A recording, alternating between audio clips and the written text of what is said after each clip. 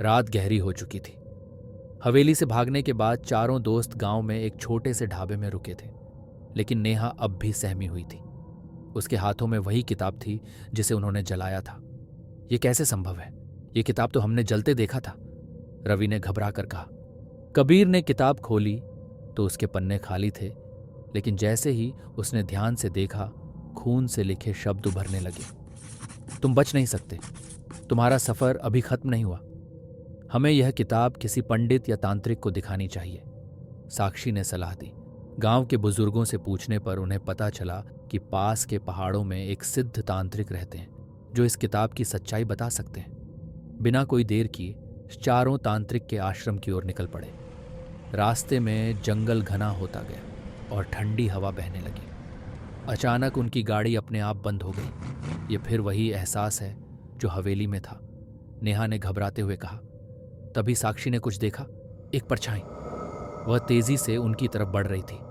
भागो, कबीर चिल्लाया। चारों तेजी से भागे और एक पुराने मंदिर में जा छुपे। मंदिर के अंदर दीपक जल रहा था और वहां दीवारों पर अजीब चित्र बने थे। एक तांत्रिक, 4 लोग और एक शापित आत्मा। ये तो हमारी ही कहानी लगती है, रवि ने कांपते हुए कहा। तभी एक भारी आवाज गूंजी, तुम्हें सच जानना होगा। ये आत्मा सिर्फ तब मुक्त होगी जब अधूरी कहानी पूरी होगी। चारों ने पीछे मुड़कर देखा। एक वृद्ध तांत्रिक खड़ा था। तांत्रिक ने बताया कि वह आत्मा सिर्फ नेहा को नहीं बल्कि उन चारों को जानती थी। वे पिछले जन्म में इस हवेली से जुड़े थे और उन्हें एक अनसुलझा रहस्य पूरा करना था।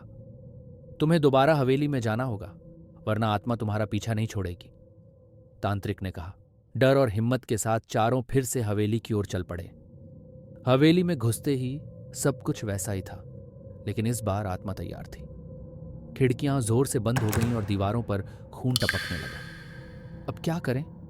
साक्षी चिल्लाई।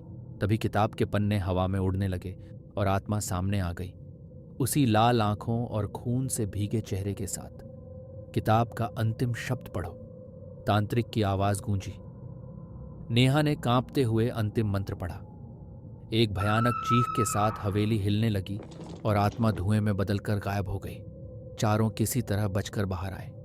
हवेली अब पूरी तरह ढह चुकी थी। शायद अब सब खत्म हो गया, रवि ने राहत की सांस लेते हुए कहा। नेहा ने अंतिम बार किताब की ओर देखा। उसके पन्ने अब पूरी तरह जल चुके थे।